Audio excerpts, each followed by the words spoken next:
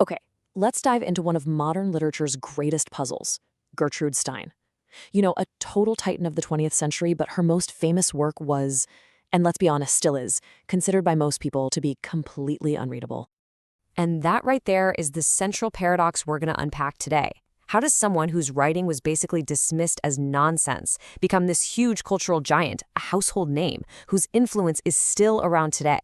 It's just a wild story of art, ambition, and yeah, marketing. So to really get what's going on here, we first have to wrap our heads around this massive contradiction that's right at the heart of her career. It's almost like a tale of two completely different Gertrude Steins. On one hand, you've got the public figure, the celebrity, right? The host of that legendary Parisian salon where she was mentoring geniuses like Picasso and Hemingway. But then on the other hand, you've got her actual writing, which critics at the time were calling gnomic, repetitive, illogical. I mean, her art was pretty much seen as a joke. And this wasn't just, a few bad reviews. By the time she hit her 50th birthday, after trying for decades, she had thousands and thousands of pages of unpublished manuscripts. The literary world had all but rejected her. So you have this famous personality with a body of work that nobody was reading. Then, in 1933, everything just flips. Stein reveals that her first real stroke of genius wasn't necessarily on the page, it was in marketing.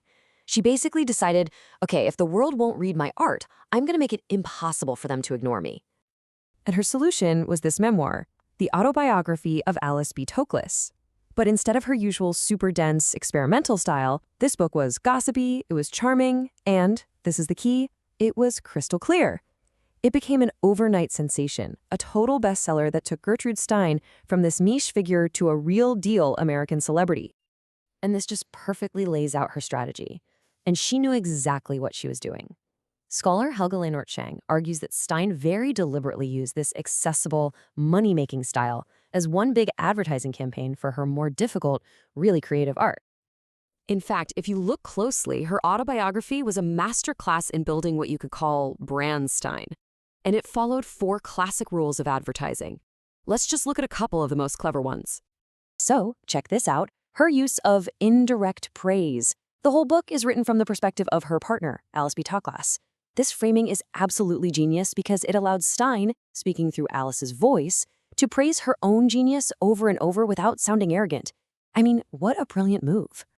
And what about repetition? Get this. Stein repeated her own full name, Gertrude Stein, over 1,000 times in the book. 1,000 times, she was literally fixing her name in the public's mind just like a catchy brand slogan. You cannot forget her name after that. Okay, so she built the brand, mission accomplished. But what exactly was she selling with all this newfound fame?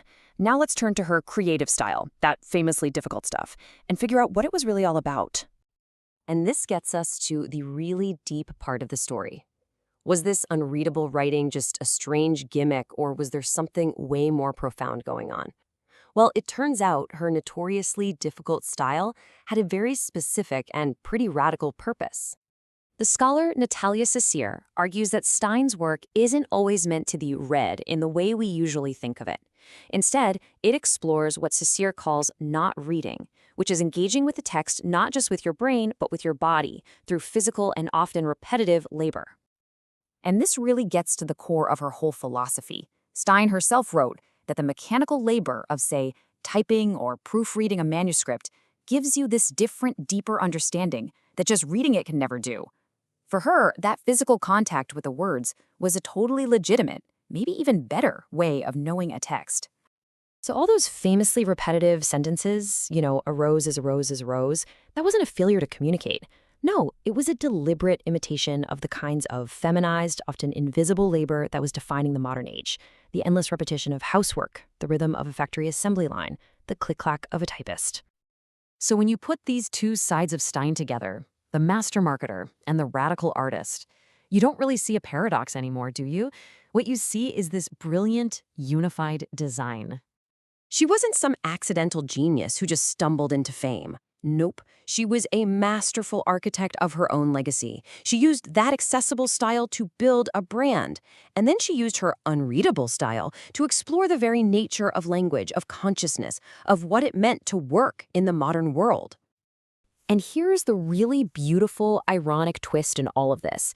The fame she built with a simple, easy-to-read story created an audience for the very work that challenged what a story could even be. It's like she drew everyone in with one hand, only to push them toward a completely new way of thinking with the other. And that leaves us with this final, really provocative thought. By blurring all these lines between writing and typing, between art and advertising, between thinking and just doing, Stein forces us to question our most basic assumptions. Maybe her greatest work wasn't just what she wrote, but how she made us rethink the very act of writing and reading and working itself.